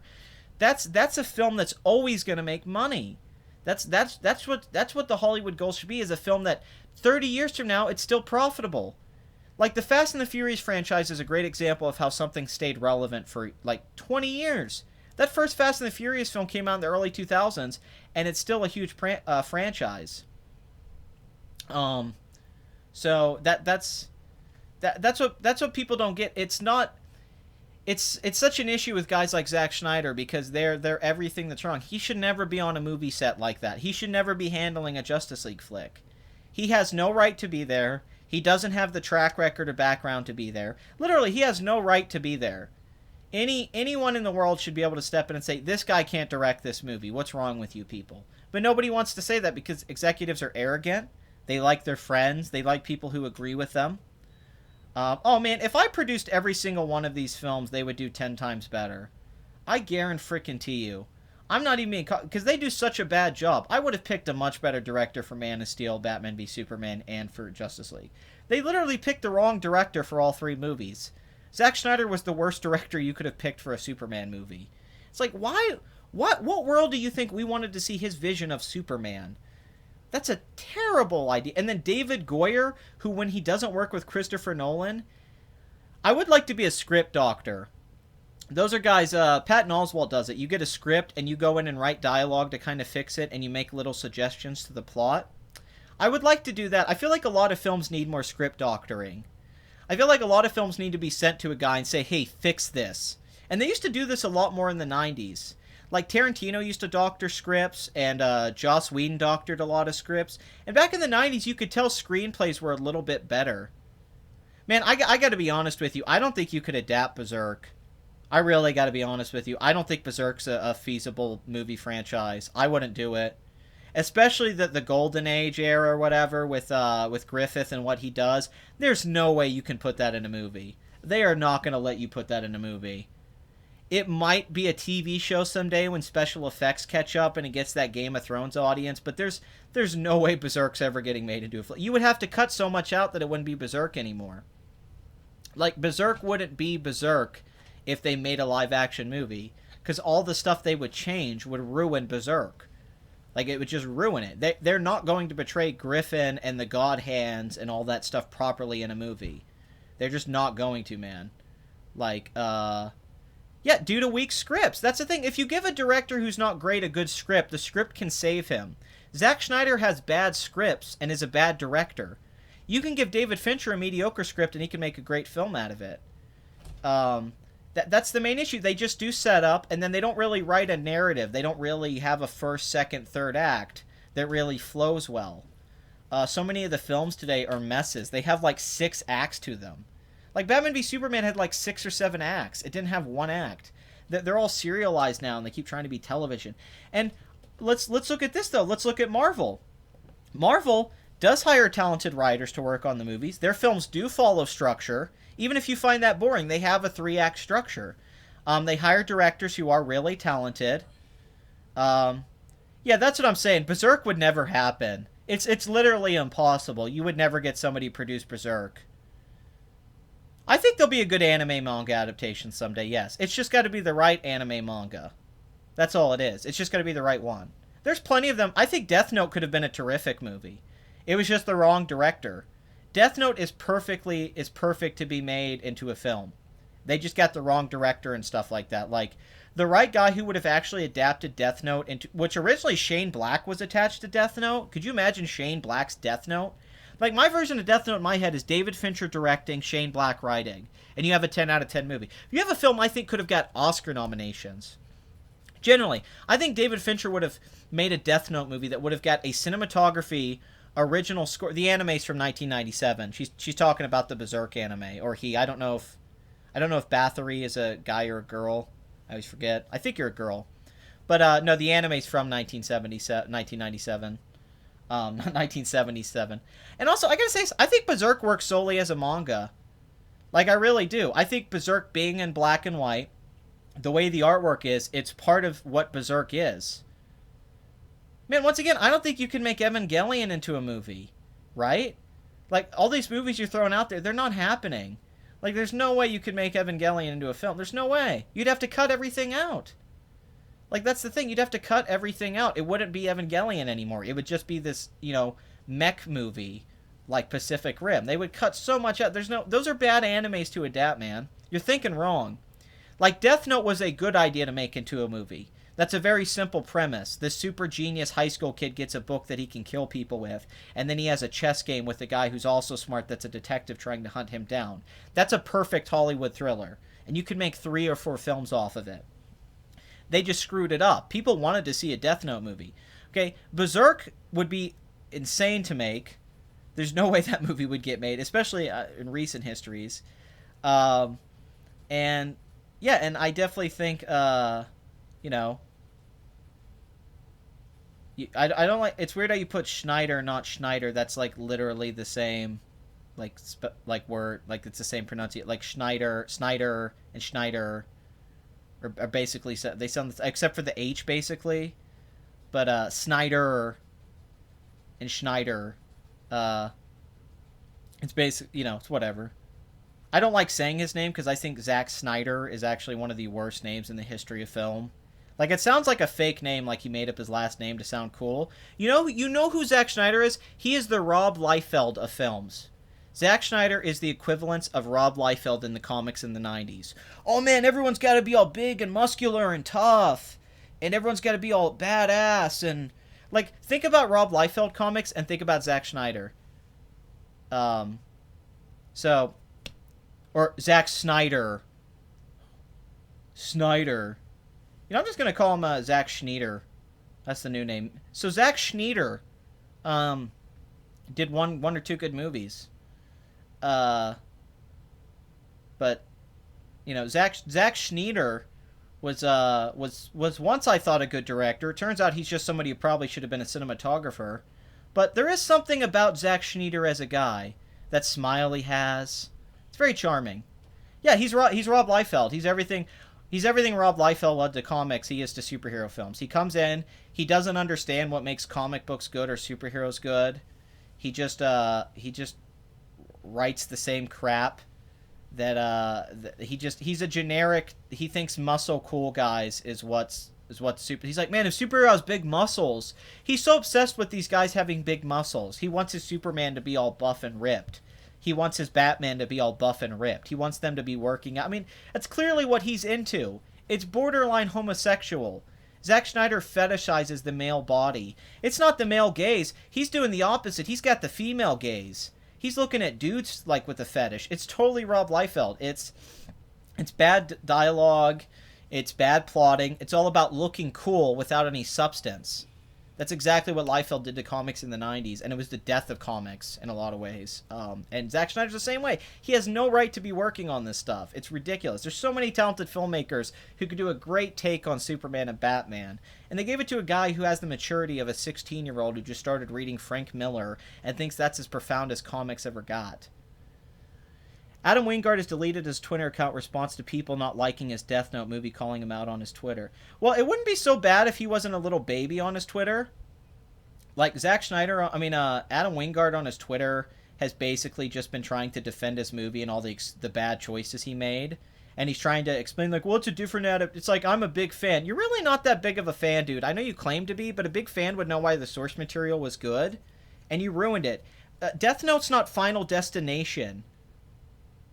Like, yes, no, Zack Schneider has said some of the most ridiculous things about Batman and Superman. He clearly doesn't understand them. Oh, Henry Cavill just has no chemistry with anybody. That guy's a block of wood. Like, that guy's terrible. Really, really bad. I don't think Zack's gay, but I think he maybe has a small penis, as insecure as a man. Because if you notice, it's like he's a short guy and he kind of works out a lot and buff, and how he makes his films. It's almost like he's trying to show a masculine side that he doesn't have as a person. I I mean, I'm more speaking for his effect on the industry. Like what Rob Liefeld did as an artist and how it affected artwork in the 90s, that's what Zack Snyder did to comic books visually and what he's been doing to them as stories. He's kind of ruined it in the same way Liefeld did in the 90s with artwork. No, I know Zack Schneider. Zack Schneider's married and has kids and stuff like that. And it's unfortunate what happened to the guy, but he needs to go away. Oh man, Andrew Garfield as Light Yagami. I like that casting. I like that casting a lot. Like, man, and David Fincher in The Social Network, kind of cinematography, because that's how I pictured a Death Note movie with like a Trent Reznor score and the David Fincher cutting. Man, good call. He's a little too old, unfortunately. But if Andrew Garfield was like 22 years old, that would be terrific. He's just a little too old to play Light Yagami, but he's actually perfectly cast if he was like 23 years old. He's just way too old now to play that role. That's not a terrible idea. It's a great idea. Andrew Garfield is Light. If he was younger, that's amazing casting. Like he would kill that role. He's actually like kind of perfect for that role. His line delivery, how he looks with his hair, if you cut his hair that way. Yeah, I just think he's too old to play that part anymore. I don't think he could play it. Yeah, no, David Fincher. It would have to be David Fincher or someone like that. Who would play L? See, I would cast an unknown as L. That's what I would have done. I thought that was actually one of the nice things about the movies. They didn't cast a big name as L. The movie kind of sucked, but I would cast a no-name actor as L. I would try to, because L should be sold on the character alone, not the trailers. Like, the trailer should be great because of L's dialogue and stuff in the trailers, not the actor playing L. That would have been... I don't know, I just think that'd be a waste of money, though, to have David Fincher make him look younger. You could probably just cast a young actor who would do just as good of a job. Like, that's my thinking. Like, you could probably find a... God, talk about casting the lead role wrong. Holy crap. But, like, for instance, Adam Wingard doesn't get Death Note, right? He's like Zack Snyder. He doesn't understand it. Like, for instance, he adds all these Final Destination kill scenes because he thinks it's cool to have this over-the-top gore. He doesn't realize that a big reason that Light Yagami gives people heart attacks in the show is because that's the most common way for people to die. So, would Fincher... He would focus on the cat and mouse game between Light and L. No doubt in my mind. That's exactly what David Fincher would focus on. Fact. He would make it all about L and Light's... And he would love the stuff with Ryuk the Shinigami. That's right up David Fincher's alley. But the thing is, the reason that Light does what he does is it's logical. He gives people the heart attacks not to draw attention to himself. In the movie, Light kills people in these horrific, crazy ways where blood's just spewing out, and it becomes very suspicious and would make it a lot easier to find him. So, Adam Wingard didn't even get the basic logic of the story that Light is so smart when he does this stuff, it's to keep himself from getting caught. The Light in the Death Note movie doesn't seem to give a crap if he gets caught. He makes every mistake possible to get caught by the police. He does everything What's so cool about the show is Light keeps on finding these ways not to get arrested, and he has to outsmart L, and he comes up with these plans, and he's manipulative, and he's good looking, and he actually uses that to manipulate women and do awful things to people, and nobody thinks he's this bad guy, and he actually, like, he's trying to play games. That's what makes him a good character. And in the movie, they make it that he has a girlfriend that, well, I want to have sex with her, so I should write names in here like an emo kid, like it's hardcore stuff, and he swears a lot. Every other word's the F word. And he comes off like a dumb guy, like a dumb 16-year-old or something. And then he tries to have this moral thing, and then the last 5 minutes they try to do the Death Note thing where Light explains his plan and they show it back, and it's so convoluted and stupid. It's not nearly as cool as how it was in the original comic. I mean, dude, you're kind of hung up on this Andrew Garfield thing. Andrew Garfield played Spider-Man in 2012, back when he was like in his late 20s. Now Andrew Garfield's like 34, coming up 35. Like, Andrew Garfield's a lot older now than he was when Amazing Spider-Man came out. I mean, I wouldn't mind a college-age Light. I think that kind of takes away from the story, though. I think he needs to look young. That's part of what makes it so dark and creepy, is that he's this young guy doing this stuff. If he looks like an adult male, it's not really that interesting. It's more interesting that he's this genius, like, 17-year-old that's smarter than all the adults. If he's just another adult and he's really smart, that kind of screws the character up. I mean, that's part of the joy of Death Note. You know, that's part of, you know, like, a big reason I like Light Yagami is because he's in high school. I don't know. I don't really care. It's a Jumanji movie. The Rock's likable. It might be a fun family film. It's not automatically a bad movie just because it's a Jumanji movie. Like, it could be fun with Kevin Hart and The Rock. It's just not my kind of movie. But that's a smarter film to make than Batman v Superman with Zack Snyder. It's smarter to hire The Rock and Kevin Hart to be in a Jumanji movie. Like, I'd sign up for that movie. Hold on, Zack Snyder. My bad. But yeah, that's smarter than getting Zack Snyder to come in and direct. It's no. They should have. There's so many things. Adam Wingard tries to do this commentary on American intervention in wars and stuff. It's so pretentious because he's such a bad storyteller. But yeah, the original comic, the original manga and show, what was so good was that Light was a piece of crap. He's a bad guy. He's the antagonist, basically, in a sense. He's a bad guy, and L's the good guy, and he's the main character. And you want to see him get caught. You want to see him lose, but then he always outsmarts everyone throughout the show, and you love watching that. And it makes you respect him. That's what makes him a great character. He's like Heisenberg. It's morally gray. He's not really, you're like, well, darn, he's a bad dude. He's doing some screwed up stuff. But some of the stuff he talks about, like moral objectivity, I don't know if I disagree. And he is smart enough to maybe know what he's doing. And crime even goes down. It's very interesting. It's about his relationship with his father and the morals of that.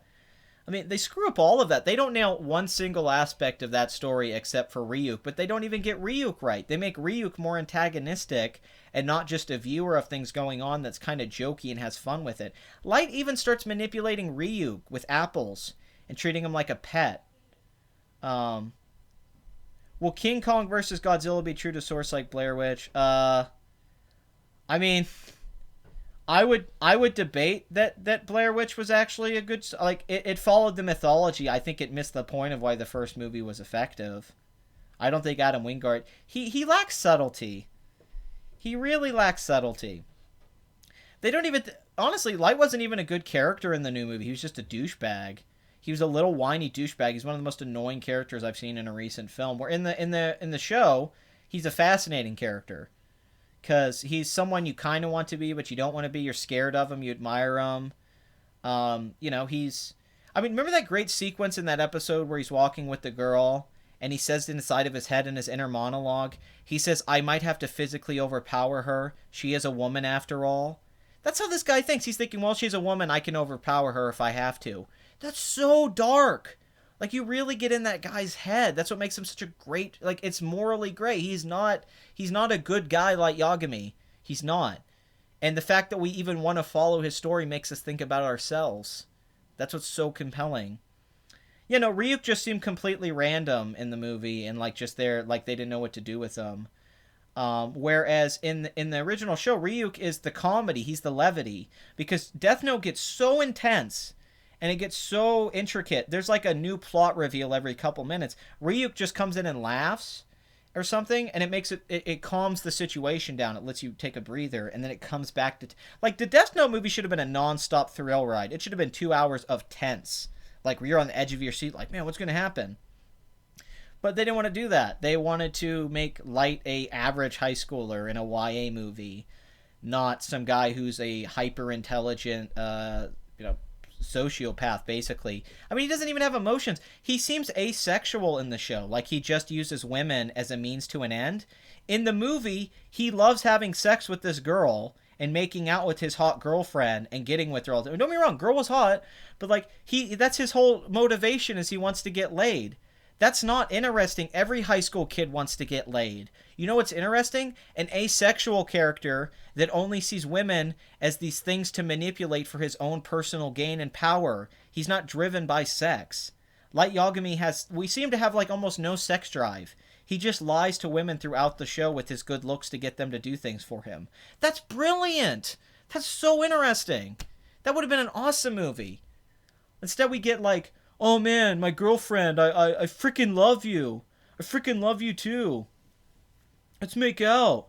Aiden Paladin made a terrific video on that. Her video on the Death Note casting is the best video on it.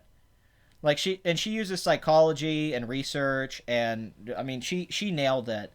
I'd say go watch her video on the whitewashing of Death Note. She nailed it. She nailed the whole issue.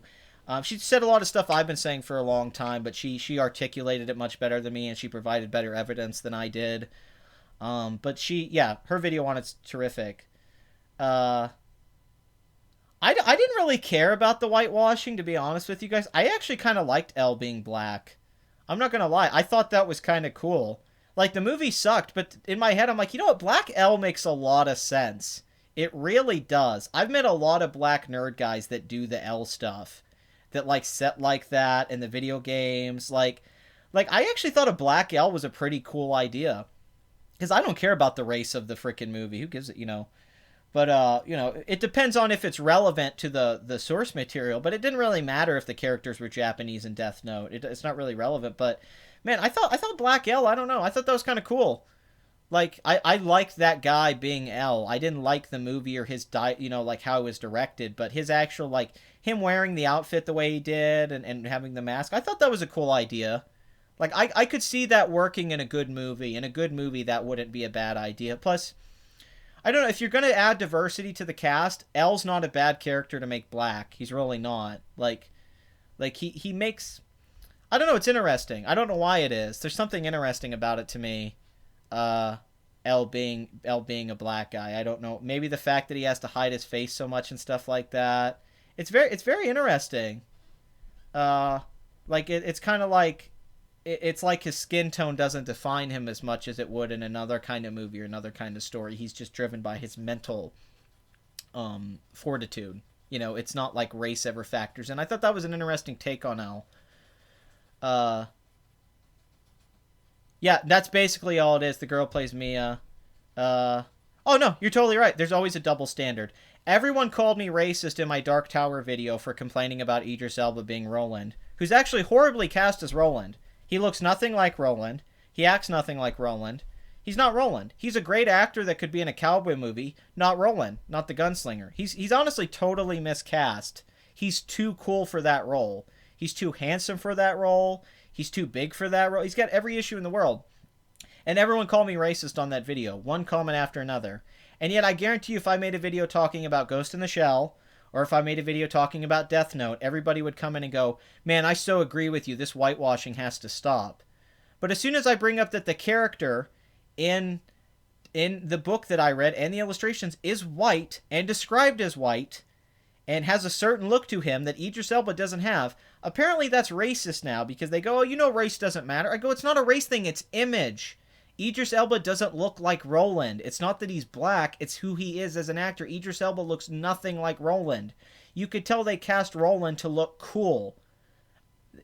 Yeah. Roland should be that's the thing, like, Roland needs to be a guy you don't expect to be a badass or a movie star or something. He should kind of blend in. Idris Elba can't blend in. He's a movie star. He just stands out like a sore thumb.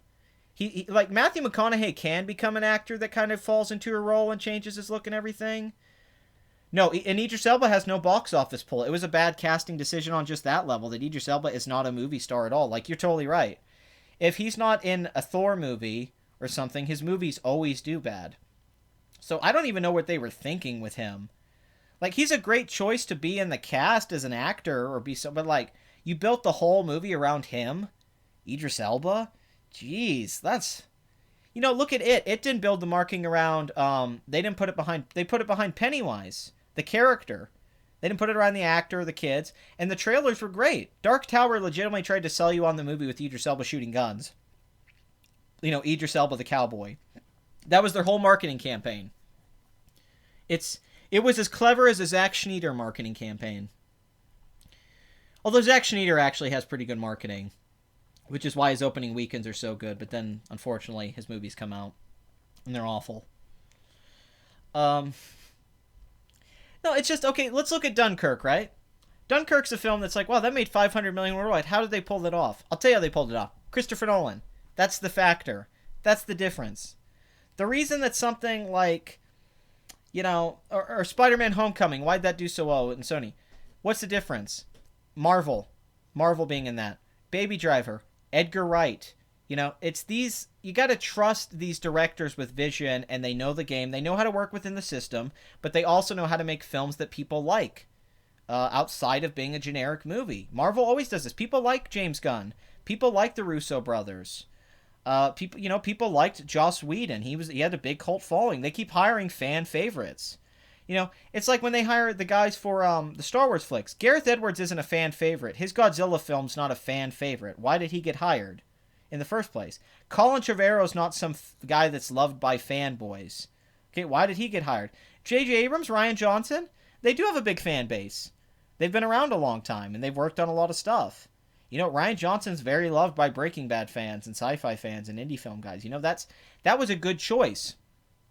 That's a lot of the issue here. They don't pick the right guys, the right actors. Casting in movies today are so lazy, and picking directors is so poor. I mean, Adam Wingard should have never touched Death Note once they saw some of the stuff he wanted. As soon as he came in and said, I want to do this movie like this, they should have said, get the hell out of here, never come back, and we're not making this terrible movie that you want to make. Any half-decent producer or Netflix should have been like, this is awful, and you're going to kill this, and thrown that script out and fired him on the spot. A good producer would have fired that guy on the spot right there. Even Cary Fukunaga. I wanted to see Cary Fukunaga's version of it. It probably wouldn't have done as well. It really wouldn't have. It probably would have been much more controversial. It probably would have made less money. It probably would have, it might have got different reviews. He's a different filmmaker. He does darker stuff. His films aren't financial. Like, Beasts of No Nation didn't do well because it was so dark for a lot of people. So they got rid of him and brought in a more commercial filmmaker. And he's making a commercially successful film. That's good producing. Like, would I prefer to see Cary Fukunaga? Yes. Do I think this was smarter from a financial standpoint? Completely. It was totally a better move to hire this guy and have the jump scares and all that. That's what people wanted. That's producing 101. And Dark Tower, they made every bad decision you could possibly make. They didn't want to spend enough money. They didn't want to cast it right. They didn't want to hire the right screenwriters. They didn't want to do the right directors. Yeah, Netflix, man. I don't get it. I don't know how they could produce something like Beasts of No Nation and then produce the Death Note movie. It's literally baffling to me. Let's see if I missed anything before we wrap this up, because I don't want this to go too long. I don't want this to be another 3 hours, and being 2 hours feels like too long. I feel like a lot of people don't watch these. I feel like more about the views. I don't know what that means. I'm gonna be, I gotta say, like, when I do these longer things, I feel like a lot of people don't watch them because they're like, I don't want to watch a 2-3 hour live stream of this guy talking about box office, and they don't realize it's like kind of this conversation. So I honestly should probably keep these shorter to like a half hour so more people would watch them, or edit down when I talk about the movies into something. But I just like talking to you guys, and I like the buildup of the stream over a week. But I'm gonna have to wrap this up. These have been going on way too long. They've been going up over 2 hours. And that's just, as much as I love doing them, I got to start doing separate live streams, because this is a box office stream and we always go on these tangents, these wonderful tangents that open up discussions. Before we wrap up, let me look at some other films real quick. Pirates of the Caribbean's at $793 million worldwide, probably not getting a sequel. That domestic total is pretty disappointing. Guardians of the Galaxy Volume 3 is right above Spider-Man, but barely worldwide. Domestically, it did terrific, actually. Let's see. Atomic Blonde is at $95 million with a $30 million budget. It might get a sequel, but since this director's moving on to Deadpool 2, I'm going to say no. There was a point I would have said this get a sequel, but honestly, he's probably going to direct Deadpool 2 and 3. And they've been having issues with Deadpool, but I don't really see him coming back to do another Atomic Blonde now that he's part of the Deadpool franchise. A lot more money. You respectfully disagree about Zack Snyder. Well, that's fine. Talk about Ben Shapiro. Why? What do you want me to say about Ben Shapiro? I don't. Ben Shapiro speaks for himself perfectly. I mean, dude. Okay. My arguments against Zack Snyder, though, were not just quality arguments. Are you going to try to tell me that you disagree he was a good choice for those movies? Because the box office speaks for itself, dude. We're talking numbers here. He wasn't a good choice for Man of Steel. You can like that movie. That's perfectly fine. But he wasn't the financially good choice to make that movie. And he certainly artistically wasn't the number one choice. So if you got to look at that, Zack Snyder really shouldn't be directing these movies if he can't make if he can't make Batman v Superman $1 billion movie. He shouldn't be in the director's chair, quite frankly. He has no right to be there if he can't do it. If you like his movies, that's totally fine, but it's what it is. He should have never got that job again with the box office results. He should have never been hired on Justice League after the box office came in. If the movie had made $1 billion, like Michael Bay, I hate Michael Bay, but the Transformers films always make $1 billion. They were huge until recently, so that's why Michael Bay gets to come back. If Zack Snyder can't make $1 billion film out of Batman and Superman in a movie together with Wonder Woman, and Wonder Woman ends up making more money basically than that, that's a guy you got to get rid of. It's just business. He's not fit for it. He's not a blockbuster guy like they thought he was. He's not delivering. Marvel outperforms his flicks with lesser known characters. Other DC films now have made more money. They make more profit. A Suicide Squad made more profit than Batman v Superman. He gets beat by everyone else. And Zack's just not the guy to come in and do these. He's not a guy to lead your franchise. He shouldn't be running the whole DC universe. I think Joss Whedon's probably going to take that over now. And he has a lot more experience. He has way more experience with television and budgeting and ensemble cast. Zack Snyder, man, he's done so many different kinds of movies. I think he's kind of confused. Like, I think he's confused from movie to movie because he's overwhelmed himself with all these projects. He probably didn't know he was going to do a Batman Superman movie. And he's like, crap, now I got to do a Batman Superman movie. He never knows. I feel like his career was just kind of thrown at him and he didn't really know what to do. I feel bad for the guy. I think he's legitimately overwhelmed on those sets. I think he's overwhelmed by the stress and production of the DC. Like, they put so much on his shoulders and he couldn't handle it. It was God, making Justice League's no small thing. That's a big movie to make. And, that's tough for anyone. And Snyder is, he's not a perfect guy. No one's perfect. I think a lot of filmmakers would have had a hard time working on those movies. I do. I don't think Man of Steel was an easy movie to make. But you got it, Oh, John Lithgow won? Did he win, what did he win for? What was he in? I forgot. I didn't know. Were the Emmys on tonight? Oh. Well, I guess I'll wrap the show up so you guys can get back to the Emmys and all that. And thank you for watching. Leave your opinion in the comments section about what do you think about its box office. Where do you think it's going to go? Here's a good question. What do you guys think will be the final total of it? Let's throw that out. If you had to guess from this weekend, where do you think... God, they give Kate McKinnon undeserved awards every year at the Emmys. I'm so sick of her getting awards for not deserving. She overacts every single thing she does. She has like 3 facial expressions, and they give her that award every year like she's some genius comedian. And then Hollywood keeps trying to make her a thing and her movies don't do well. Because people don't like Kate McKinnon. Like, I don't know why she's not a thing.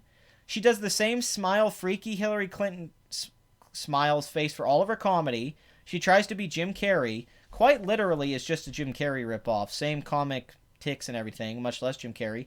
And she's not that funny. She's not that good at one-liners, improvisation, which Ghostbusters showed us greatly that none of those women were good at improvisation. And SNL sucks. That's like giving Leslie Jones an award. Just domestically, where do you guys think it'll end up? I'm interested in your guys' thoughts.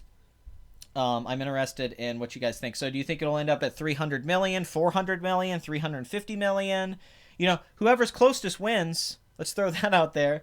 I have my It review coming out soon. My Defenders review, which is very late. My Mother review is going to be coming pretty soon. I'm starting a new show. I don't think they're pulling an Amy Schumer. I just think everyone's bought into the hype of Kate McKinnon because she's the funny one on SNL because she overacts every sketch she does. And they just want to praise her and act like she's some genius, even though mainstream audiences don't really seem to agree because they don't like her. Like, she hasn't been able to become a movie star at all. Like, people didn't love her in Ghostbusters. They didn't love Rough Night. And they keep trying to sell. It's like, Kate McKinnon's going to be the next big thing. It's like, no, she's not actually. She has very little appeal. And we've seen everything she's done before.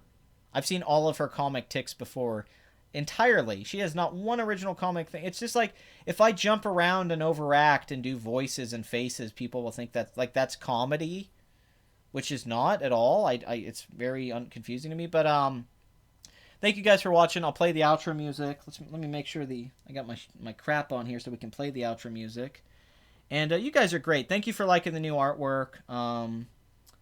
So let's just summarize. Dunkirk, huge hit. Spider-Man, mega hit. Annabelle, through the roof. It, one of the biggest films of the year. Mother, mediocre to bad opening weekend. Probably not going to hold very well with word of mouth.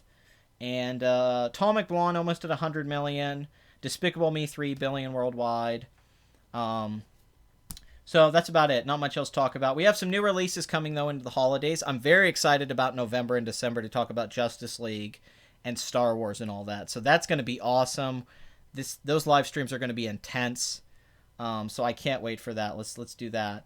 But yeah, once again, thank you for watching. And, just keep checking the box office, guys. Keep following the numbers. Oh, darn. Come on. Where are we at? We're right at 2 hours. Oh, I got a comment. Let's see what the comment says.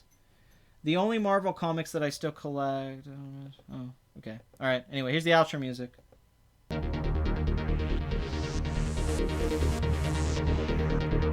Zack Schneider.